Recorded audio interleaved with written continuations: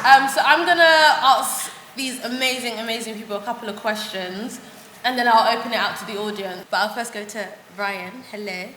How are you? I'm alright, man. Yeah? Yeah, I'm alright. So yeah, my first question, how was it being the writer and director of For Black Boys Who Consider Suicide When It Gets Too Heavy? I think during this run I was quite particular in how I wanted it to look and feel, and like, I think one of the stuff I said to you guys a lot is to manipulate when people laugh and cry and feel, and to be able to hold an audience. So that was where the direction kind of came from. Do you know what I mean? Like, it was already a great show, but it was like, how do we kind of finesse it? How do we really wrought out the nuances in this piece? And that was kind of it, man. I had a really good creative team, and everyone just jumped on board. I came in first day with my Pinterest diagram, a little Pinterest board. I was like, I want it to look like this, yeah. I want it to look like that. And people just took those ideas, concepts, and just made it even better than I could ever imagine. So, yeah. It was good. And these guys were dope. They really pushed and pushed more than I thought they could ever do. So hats off, man. So.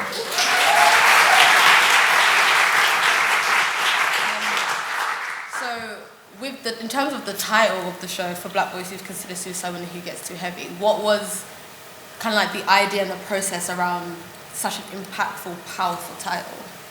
Yeah, so I read For Coloured Girls Who Have Considered Suicide When the Rainbow Was Enough. I read that in 2011 as a young boy and a younger boy. And I remember going, wow, this is so... I was just mind blown by the concept and the fact that it wasn't in a kind of westernized form. And I was like, I didn't know you're allowed to write like that. I was like, oh man, I want to be able to just write with my heart. And then Googling it and looking up the impact that it had on black women in the 70s and how it's still having now. And I was like, wow, this actually changed lives. I didn't know theatre could do that. It could be just more than entertainment. Imagine if we had something similar for young black men in the UK. So I started just writing bits and bobs. I wasn't a writer, so I was just writing almost like a memoir. And then Trayvon Martin died in, I think, 2013. And that affected me a lot, man. It affected me a lot. At that time, I think I had one child. I was a young black man myself, and I was like, and I overheard a conversation where someone was like, oh yeah, but, you know, he's a young boy in a hood, young black boy in a hood, you know, what do you kind of, and I went, wow, I'm a young black boy in a hood. We're just not being articulated, and we don't have humanity, you know, we're monsters. So that's what really inspired me to write this, and it was about homicide. When I first started writing it, it was about where I grew up and how young black boys were being knifed. And then as I grew up and became an older, younger black man and had younger black sons, I was like, whoa, I'm seeing a distinctive connection between homicide and suicide. I'm seeing a connection between someone that doesn't love themselves or somebody that looks like them, and how easy it is to take someone else's life when your life means nothing in the first place. And I was like, wow, that's deep. Do you know what I mean? And brothers aren't talking, so this needs to happen now. So that was the premise. That was yeah.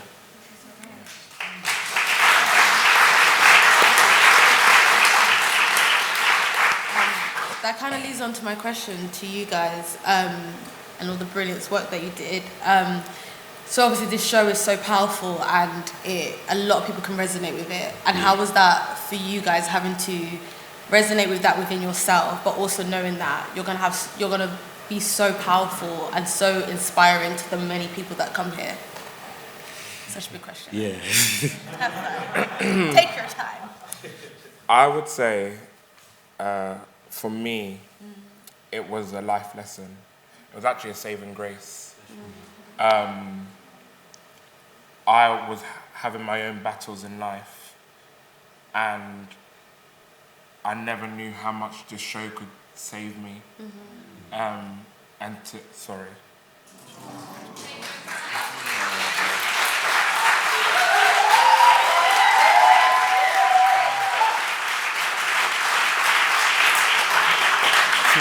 To give that back on a daily, I say this place church. It's therapy, And as much as it's saving other people, it's saving me performing it every night. And again, I've never experienced anything like this. Reading it, I was trying to convince myself I didn't know who these people were.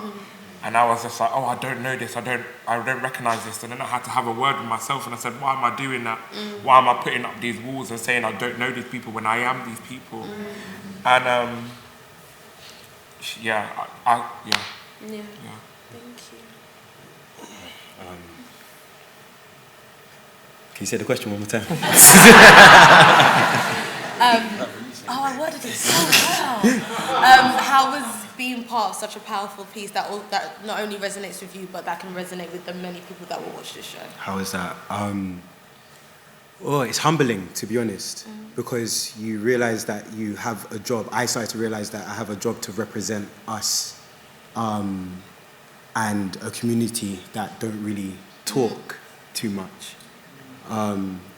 And when I come out on stage, I'm being asked to be vulnerable, to show so much nuances of black masculinity, things that aren't articulated and things that are, and having discussions and breaking that down, and how that actually, comes out in reality, that we know it, and we all know it. So it feels like a responsibility. I think these guys have kind of said it all, but just from an acting standpoint, reading it here and there, I knew it was an important piece, but I didn't know how important it was going to be. And having people come to you afterwards and tell you, you made me feel, it wasn't something that I had expected or something that I was like, watch when we start doing this, it's going to be like it. It was never a thought. It was more, we all understood the weight of the project. We read it and we understood very quickly that we had a big responsibility, especially on a stage like this where there's not many people that of our demographic that come to theatre, first of all. Secondly, come to the Royal Court. You can see where we are in Sloane Square, you know what I'm saying? Yep. So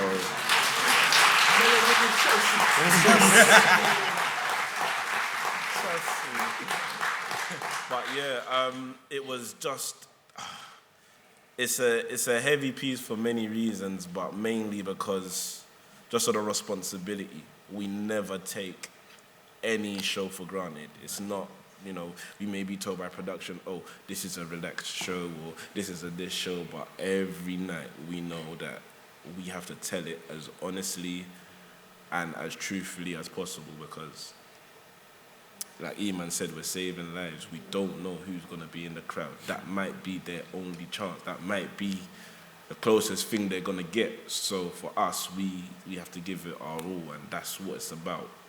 Obviously, it being a great show, that's an afterthought, but trying to do the job that we've come to do is the main thing, and it's always been the priority.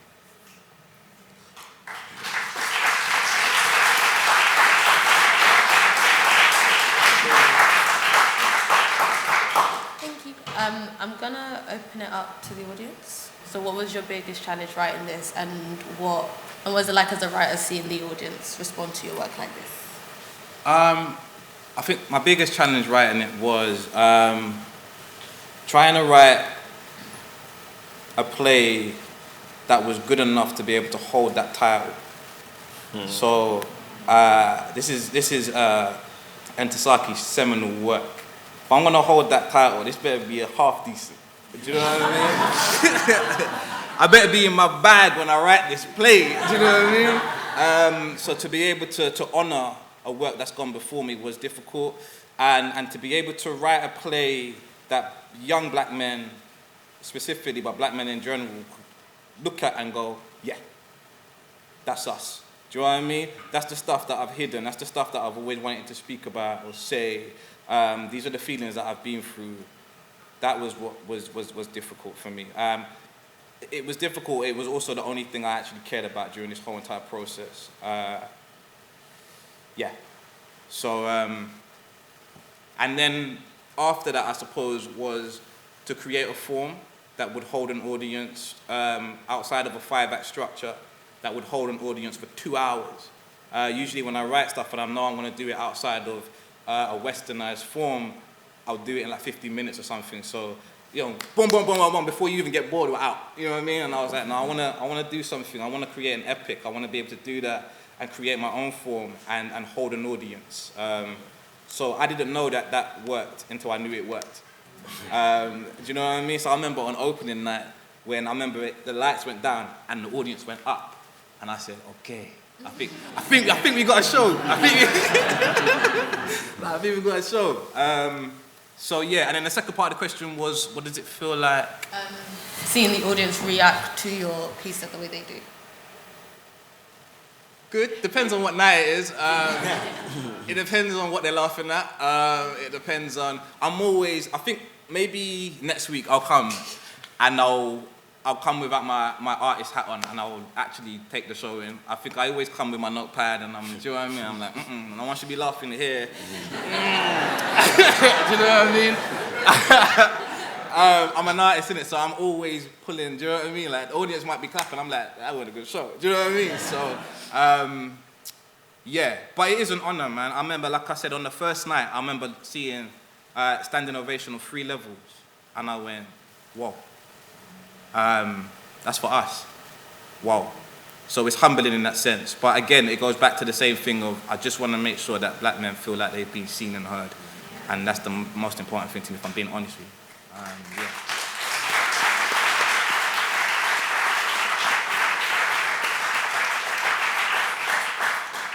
So did you get any questions about the N-word, and could you talk about what you thought about the comedy around the N-word being yours? Interesting. Cool. So I guess, What was the first part of the question? what was the thought around using Were the... there any other questions in the other performances prior to tonight about the N-word? Were there any other questions prior to tonight about the use of the N-word? And then, what was the use of comedy? Why did people... That's so interesting. I don't know what you saw. What did you see? What was the comedy that you saw? What did I see? I saw something I've never seen before, and it made me laugh. So that was comedy. Do you think the intention was comedic? I don't know what to think. Yeah. I've never been to the States before. Bless you. No. It's a good take. I wanted to create a discussion about the use of the N-word. It's something that's very prominent in my community. And I have strong opinions on that, but it's a play that has 6 characters on it. So I wanted my opinions to be very strong, but I also wanted opinions of people that I grew up around, and people that use the word, and people that hold the word to be able to have that. And I think when black young men get together, a lot of our conversations, no matter how deep they are, they have a lightness to it because we're friends, and we can go at it, and then we can sit back, and it's jovial. Do you know what I mean? It's not comedy. The play's not comedy at all. But do you know what I mean? We're young men who can sprinkle a little bit of that in it. Yeah. But that was my take from writing. I'm going to see if anyone at the top has any, because I can't see. Yeah, you are at the front. Yes. Bravo. I was really blessed to see it at the new diorama.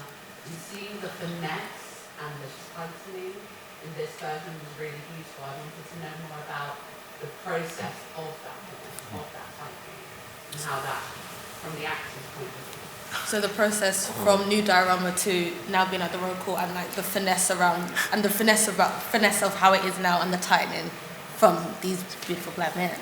I always say that when people ask me about it, I always say it's the same skeleton but different meat.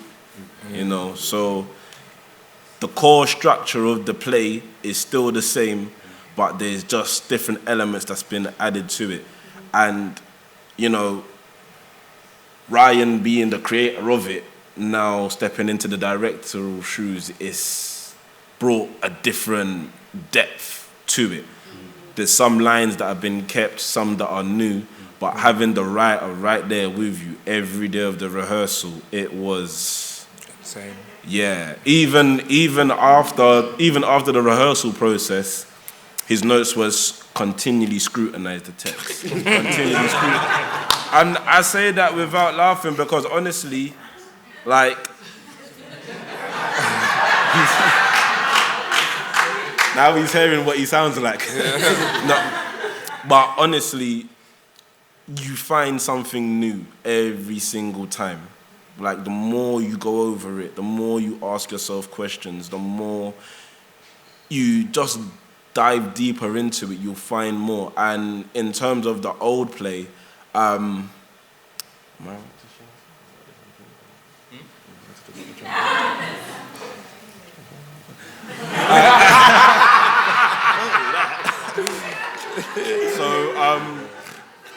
so certain things were taken away. So, okay, can I ask you, what was one of the main things that you saw that were different compared to? Right. Thank you. Okay, so now there's no trampoline, but there's a lot more movement. You know, even though things were changing as we were going, he knew what he was doing. He would say, okay, bigger stage, make more use of the stage. What's going on here? It was Okay. upscaling. Yeah. Firstly, I just want to say, Tristan did his thing. Tristan directed the first one. Yeah. Without Tristan's production, there would be no production at the Royal Court. Yes. So hats off to Tristan. But yeah, like you're saying, it was just upscaling. And we spent half of the rehearsal process actually just on the table.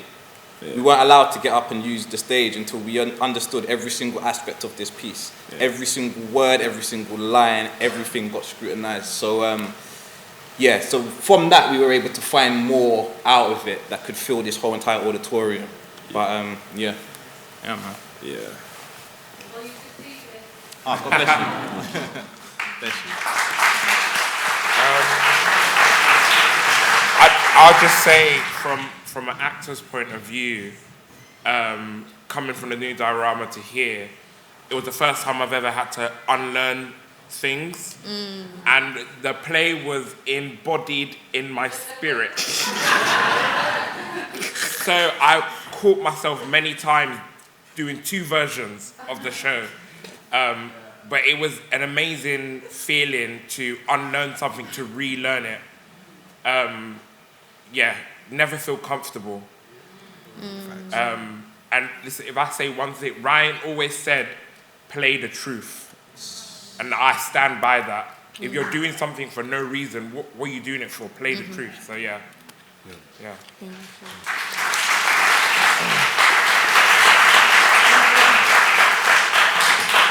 How do you not see on the stage? My goodness. We have a gentleman right there. Congratulations. Q&A is always very strange for me because I feel like I need to go home and absorb. So please receive the question with my apologies beforehand. In case it's because I just try and gather my thoughts after that piece. As a white man, I was the artistic director of a theatre company in the heart of Tottenham, and leading an organisation where the senior management team was all white. So to watch that was fascinating. It's just so fascinating for me. And what I'm really interested to know is to the producers, and I'm really pleased you're here, is how that for me, Ryan, you were talking about this piece being important. I think this piece is seminal. Absolutely seminal. As a white man in that role, I think this is completely and utterly seminal. And I think the people that come here, probably 80 to 90% of them are brought here, if they're young people, by their teachers or brought here by their family. This work needs to go to the people who need their writing.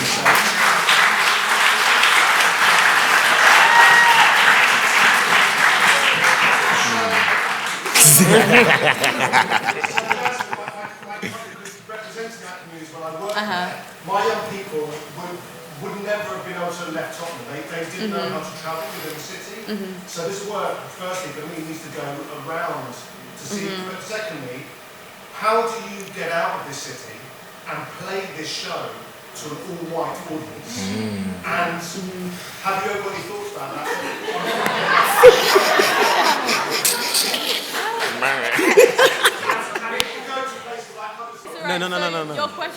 Your question is, how do we basically tour this show in number one, and then how do we bring the show to very white audiences? Damn. touring the show is, you know, it's on everybody's mind, it's on everybody's heart, and I get asked all the time. Obviously, I can't speak on it publicly, but there are, I get in a lot of trouble. There are conversations being had, and like we've all been saying on this stage, that this, and like what you've seen, there's an importance to this show, and there's a reason why this show's here. Like when I first watched it, I have never been as touched with a show in a long time. And like as soon as I said, yeah, I'm picking this show up and bringing it to the Royal Court, they were like, okay. And then Vicky watched it, she was like, okay. And then boom, it was here. So there is a strategy that was thinking about, and there is a process that we're going through, but you know, it is a process, and not everybody will take the show, and not everybody will want the show, and that's okay. We don't want to go everywhere. You know what I mean? It also in terms of like touring as well, we have to be mindful that this show is a massive toll on the brilliant actors who are in it. And as my job as the producer is to ensure that yes, audiences do need to see it, but I gotta make sure my boys are okay at the same time. So it's balancing the two. In terms of bringing it to an all-white audience, that was a tough one because I think black people are tired of teaching people things. Talk about it. Talk about it. Yeah, I ain't Google. I think it more should be that the plays should be on in different places, and you should bring your ass up and come watch the show instead of us bringing it to you. So it's a combination of the two, because in hindsight, in terms of the Royal Court and the location of the demographic of the location where the Royal Court is a very white, do you know what I mean, demographic, and just seeing all the different faces that are here and the diversity in this space. If you want to come watch the show, you'll watch the show. So it's the two, because it shouldn't be for the cast to have to teach people, this is what I'm going for and this is what we explore, It should be a balance of, yes, we are teaching people, and it's not just teaching white people. There are black people in this audience that are sitting there like, damn, I didn't know that about myself. I didn't know that about my brother. I didn't know that about my sister. I didn't know that about my uncle, my dad, my mom. I didn't know that. So it's a teaching on all aspects, but also it's a case of it shouldn't take for black people to make a show to then have to bring it to a white audience. First question is, how does it feel to be vulnerable? Okay, so the first question, thank you. How does it, I was like, I can't hear. How does it feel to be vulnerable on this stage? Because you guys said that you're not just acting, some pieces are coming from you, so how does it feel for that? And then Ryan, I'll say the other question afterwards. For me, it's quite powerful, because when you are aware of something, your own vulnerabilities, and you're actually saying it as a way to release and share, it becomes quite powerful, because it's something that you're not holding on to anymore. It's freeing. In short, that's what it is. Any of you guys want to add to that? For me, it didn't come easy. Especially in rehearsals, there's no one there, it's just you, the director, and the creative people in the room. So getting to that point of where I'm literally leaving my heart on the stage, I almost feel like I'm having an out-of-body experience. And majority of the time, I don't know what's going on. The building could be burning and I wouldn't know, because I'm literally just there in the moment as if it was real life. And after it, I feel like, powerful. I feel released, I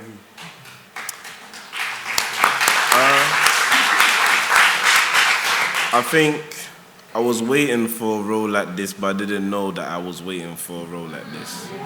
So it was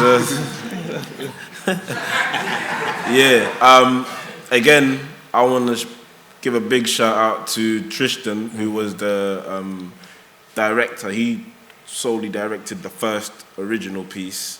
One reason I always mention Tristan is because, of course, we were vulnerable in the first one, and this is just kicked up a gear, but I always have to give a shout out to him, because there's 6 men, black men, in a rehearsal room, 7, including Tristan, and he almost gave us the permission to be vulnerable. You know, Tristan identifies as a queer man, but Tristan, his energy was an energy that gave us permission to say, do you know what, it's all right if you hug him. It's all right if you cry in front of him. You know, and anyone that's been in one of our rehearsal rooms would see tears, will see joy, will see playfulness, will see all sorts of things. And I always accredit that to Tristan because he, living his truth and him being an authoritative figure within the room, it trickled down to us. So what you see here is a product of him living his truth, which allowed us to live our truth. And, you know, hopefully for other black men that see us, it's like we're seeing them live in their truth because it's our truth. As much as we are actors, this is still our truth. So, Ryan, how was it being the director in the space and seeing the combination of white, black, non-black, all the above in the space all together? My girl said, you said it wrong.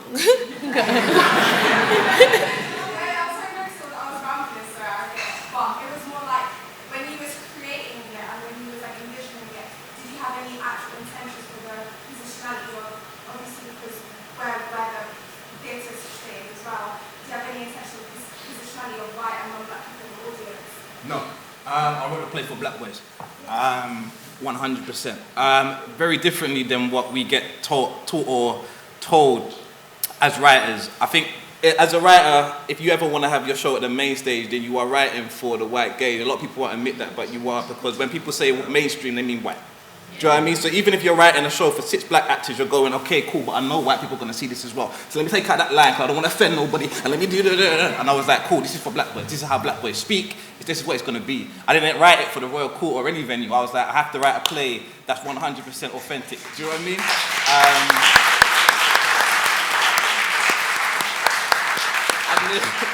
There's whole parts of the play that I sit in the auditorium and I'm like, oh, oh. But I'm like, that's what it is. Do you know what I mean? It's what it is. It's just what it is. This is how we speak. This is what we speak about. So, but then seeing it here is interesting. I think as a team, we've done the most that we can possibly do to kind of get. We've had Isaac that's just been on the groups, the young people, doing what we can do to bring in new audiences here. And it's nice having people from different demographics, because for me, one of the main aspects of this play was humanizing young black men, right? So same way I can watch Friends and none of them characters are black, but I can go, whoa, there's a human aspect there. I can identify with some of the stuff that Joey Tribbiani's chatting about because he's a human and I'm a human. Do you know what I mean? And I like the fact that people can come and see young black men in all of our glory and go, oh snap, like I can identify with that, that and that, but I don't identify with this and that, and I've learned something today. It wasn't written with that intention, but I'm glad that people are being able to take things like that. Yeah, I'm gonna leave it at that.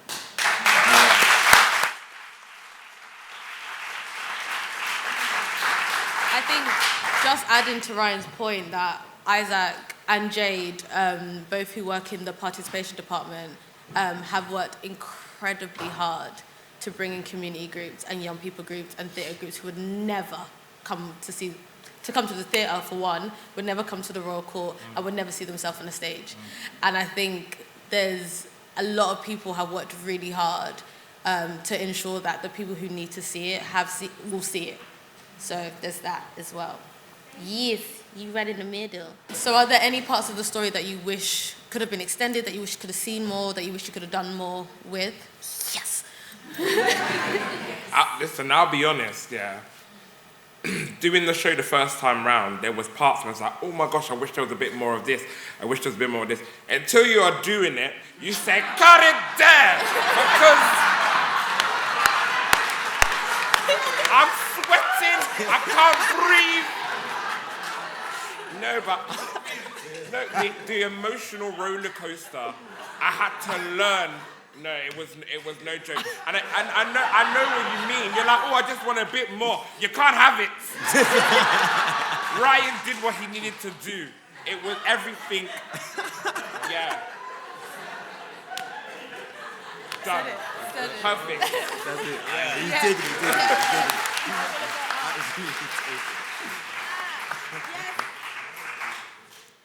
First of all, I just wanted to congratulate the cast and the crew on a fantastic piece.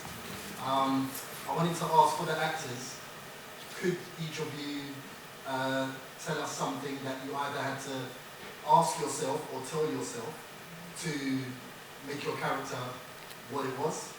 Is there anything that you had to ask yourself or tell yourself to make your characters what they were? I was brought up feeling like I was born a burden, and my skin was so heavy and I didn't know where my crown was, to realize that I was born into royalty, I'm born into a legacy, I'm born into history, and to even have them thoughts come into my head, I really had to have serious words with myself and say, Emmanuel, how did we get here? And until I was able to have that conversation, my character would not be living free on the stage.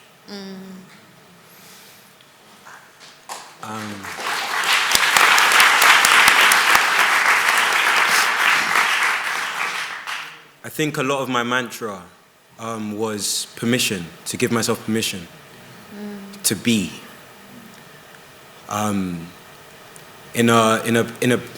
Generally in life, I've been in spaces where I've constantly had to assimilate. I have to change, whether that's consciously or subconsciously. I've held on to certain parts of myself, or what I thought was myself, in order to get through. So a lot of it was permission to let that go. Damn. Yeah, to let that go, to allow Obsidian to actually be. Be who he is and want to stay alive.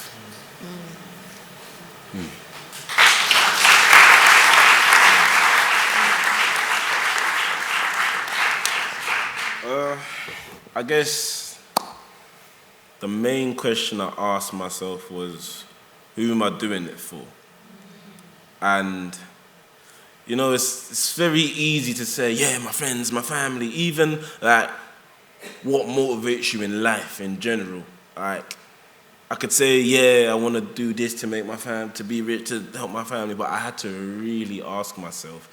And I had the pleasure of working with some young black boys, and I remember some of the things that they used to tell me. I never hung around with people younger than myself much. I was always the younger person chasing older people. So eventually speaking to some young people, hearing some of them coming from certain backgrounds, and one young boy, he said to me, he said, yeah, I know all the license plates of all the undercover police officers in this area. And I looked at him and I said, is this what's occupying your mind? I said, we only have a certain amount of capacity, we only have a certain capacity in our mind to make a certain amount of decisions in a day, or a certain amount of thoughts in a day. You know, I said to him, like Mark Zuckerberg and them, man, they wear the same clothes because the weight of the decisions they have to make every day. Imagine £1 million decision, £1 million decision, £1 million decision. And it's like they can't waste their thoughts with, what am I gonna wear?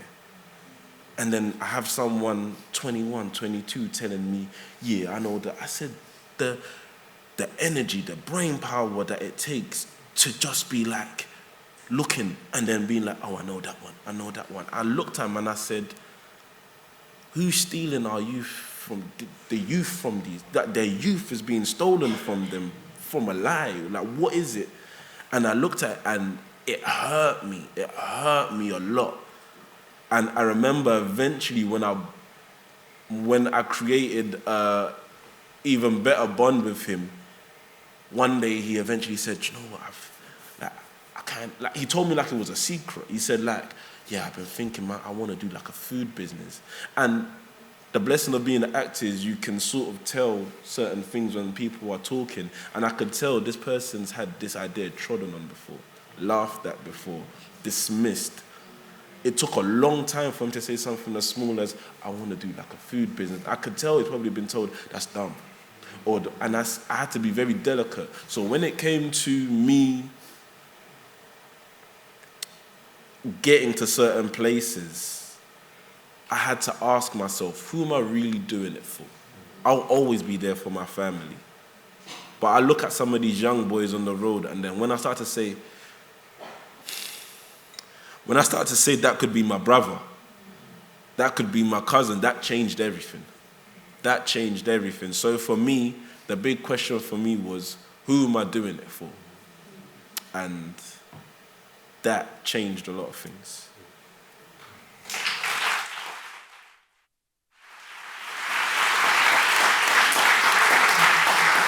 All right, I'm gonna take 2 more questions. So there's a lot of faith in the show, and like, why did you choose to portray that within your piece? So I think 2015 is when I gave my life to Christ. I became a Christian in 2015. And it's really interesting. Until that moment, I was unable to experience love. And the moment that I allowed Christ into my heart and into my life, my whole understanding of love changed. And for the first time in my life, I actually said, I really want to live. There is a hope for me in this lifetime. And it changed everything. You know, I started a company. I got married to this lady that I really liked. You know what I mean? But it's interesting how much confidence that you can have when you realize that you're actually loved. You know what I mean? And that's a massive part of this play. The mental health of these young men are affected when you are forced to grow without love. Do you know what I mean? For me, that is nourishment. It's basic. So yeah, when I understood that level of love, it changed my whole entire life. And I said, you know what? If I'm going to create this play, regardless of anybody's faith or whatever's in their mind or heart, I'll be a liar to not put that aspect. The one thing that saved me and kept me going and allowed me to find goodness in myself, godliness in myself. If I don't put that in this play, I'm a liar. So that's how important it was. So you explore. This is a real test of my memory right now. So you explored a lot about fathers and absent fathers, and a lot of the time in Black stories is that, yes, I got the thumbs up. A lot of the time in Black stories is that fathers are just non-existent and not there, especially in Black communities. Yeah. So why did you choose to explore? So why did you choose to admit to not speak about that particularly in this play? So why did you? Absent fatherhood. Yeah, why did you choose to not speak about that? Because that's the only narrative that we ever have as young Black men. Yeah, anything you ever see with a Black now, we don't even ask where the father is. We just go, oh, there's a man. Okay, yeah, that's just normal. It's become normalized. So I said, okay, cool. I'm gonna speak about things that are not spoken about. I could have done a whole play on absent fatherhood, but I was like, there's plenty of narratives like that. What can we touch upon in this small amount of time? Yeah, I think that's the answer to that question. Was there more to it? Sorry, I don't want to. Well, I just have a rebuttal. But Yeah, oh, you can go for it. Yeah. I mean, I think it's really important to touch on this topic just because, you know, the impact that, you know, that it has on a Black man not to have a man in his life can, you know, trickle down. Do you know what I mean? Like, Yeah. can cause him to commit suicide long term, etc. 100%. So we didn't ignore it. There's a small section where the question's answered and the boys go, nah, not me. I can't answer that because I don't have that experience. So we didn't completely ignore it. But I think in this play, I didn't want to give time to something that has a lot of time in other plays and other people's work. But thank you though, man. Yeah. I know. I promised you. Off you get one last question. I'm so sorry. Thank you. Slightly more light-hearted, and thank you so much for the amazing job. I'm so glad I got to see it. But is there a playlist? There it is.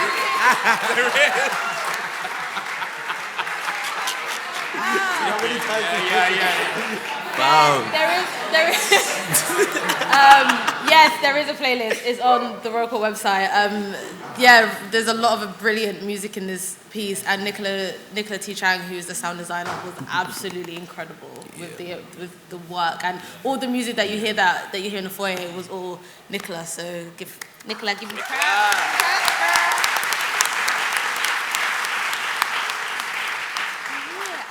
that's the end of our post-show talk. Thank you guys so much.